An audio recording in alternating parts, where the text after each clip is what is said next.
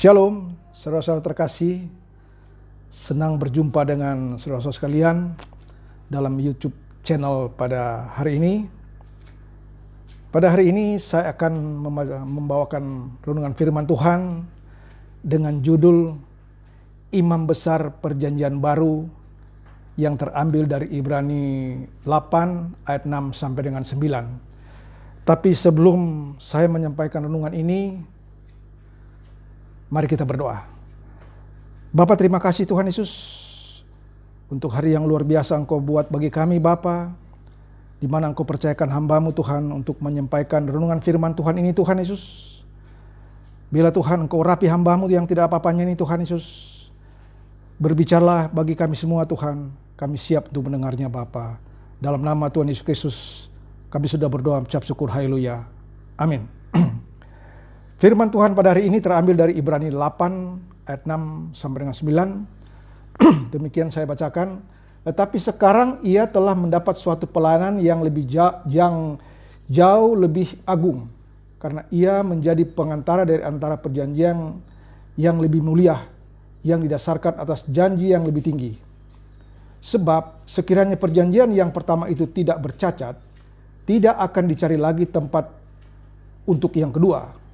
Sebab ia menegur mereka ketika ia berkata, sesungguhnya akan datang waktunya, demikianlah firman Tuhan, aku akan mengadakan perjanjian baru dengan kaum Israel dan dengan kaum Yehuda. Bukan seperti perjanjian yang telah kuadakan dengan nenek moyang mereka, pada waktu aku memegang tangan mereka untuk membawa mereka keluar dari tanah Mesir, sebab mereka tidak setia kepada perjanjianku, dan aku menolak mereka, demikian firman Tuhan. Ketika Adam dan Hawa, yaitu manusia pertama, jatuh ke dalam dosa, maka Allah mengutus anak yang tunggal Tuhan kita, yaitu Tuhan Yesus Kristus, sebagai pendamai untuk memperbaiki hubungan antara Allah dengan manusia. Oleh karenanya Tuhan Yesus disebut Juru Selamat. Jika dalam perjanjian lama, ketika manusia setiap kali melakukan dosa, maka dalam rangka menghapus dosa manusia tersebut, manusia pada zaman itu harus mempersembahkan korban pengampunan kepada Allah, yaitu dengan menyembelih domba atau kambing. Dan korban yang dipersembahkan tersebut harus dua, yaitu satu oleh orang tersebut dan satu lagi oleh imam yang menjadi pengantara pada upacara pengampunan dosa tersebut. Pertanyaannya, kenapa harus ada perjanjian baru padahal sudah ada perjanjian lama?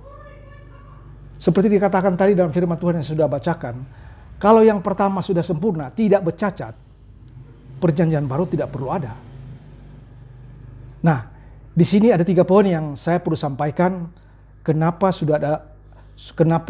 perjanjian baru diadakan padahal sudah ada perjanjian lama. Yang pertama, karena apa yang dilakukan dalam perjanjian lama atau Taurat itu adalah hanya bayangan saja yang akan terjadi di surga nanti. Sebagaimana dikatakan dalam Ibrani 8 ayat 5, pelayanan mereka adalah gambaran dan bayangan dari apa yang ada di surga. Sama seperti yang diberlakukan kepada Musa ketika ia hendak mendirikan kemah. Ingatlah, demikian firman-Nya, bahwa engkau membuat semuanya itu menurut contoh yang telah kutunjukkan kepadamu di atas gunung itu. Yang kedua, kenapa harus ada perjanjian baru? Yaitu ajaran perjanjian lama berupa hukum-hukum yang harus dilakukan dan dipatuhi, terkesan seolah-olah keselamatan diperoleh oleh manusia, oleh karena perbuatan baik serta usaha manusia saja. Dalam perjanjian baru, keselamatan yang kita terima sebagai orang percaya, yaitu oleh karena kasih karunia dari Tuhan Yesus.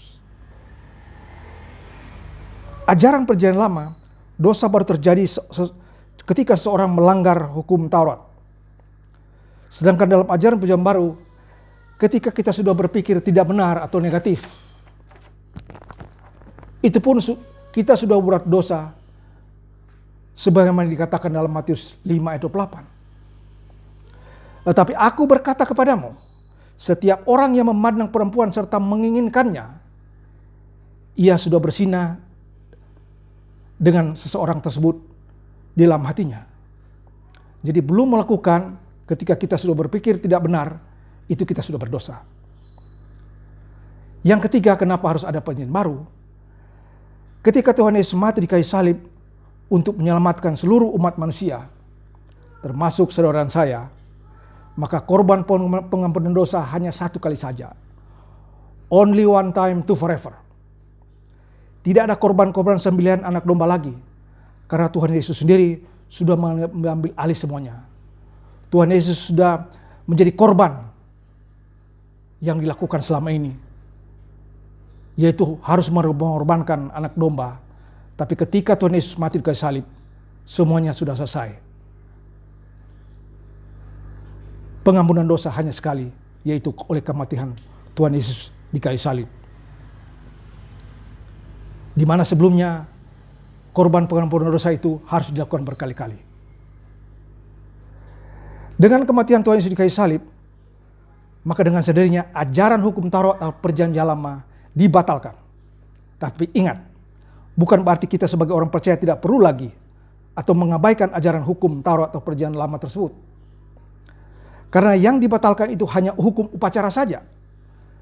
Sebagaimana yang sudah saya sampaikan di atas, tidak ada lagi korban sembelihan anak domba. Tetapi hukum normatif dalam perjanjian lama, seperti 10 perintah Allah yang antara lain menyebutkan, akulah Tuhan Allahmu, jangan ada ilah lain di hadapan hadiratku, jangan membunuh, jangan mencuri, jangan berzina. Itu wajib kita lakukan atau kita patuhi sampai dengan hari ini. Sebagaimana dikatakan dalam Matius 5 ayat 17 dan 19. Demikian firman Tuhan, janganlah kamu menyangka bahwa aku datang untuk meniadakan hukum Taurat atau kitab para nabi. Aku datang bukan untuk meniadakannya, melainkan untuk mengedapinya. Ayat 19, karena itu siapa yang meniadakan salah satu perintah hukum Taurat, sekalipun yang paling kecil, dan mengajarkan demikian kepada orang lain, ia akan menduduki tempat yang paling rendah di dalam kerajaan surga. Tetapi siapa yang melakukan dan mengajarkan segala perintah-perintah hukum Taurat, ia akan menduduki tempat yang tinggi di dalam kerajaan surga. Sebagai orang percaya, kita patut bersyukur bahwa keselamatan yang kita terima itu bukan semata-mata oleh karena perbuatan baik kita atau usaha kita sebagai manusia, tapi karena kasih karunia Tuhan Yesus dalam kematiannya di kayu salib. Orang dunia mengatakan banyak jalan menuju ke Roma, tapi jalan menuju ke surga hanya satu, yaitu hanya melalui Tuhan Yesus. Karena dalam Yohanes 14 ayat 6 dikatakan, akulah jalan kebenaran dan kehidupan. Tidak ada seorang pun yang datang kepada Bapa kalau tidak melalui aku. Demikian renungan singkat ini saya sampaikan. Kiranya dapat memberkati kita sekalian.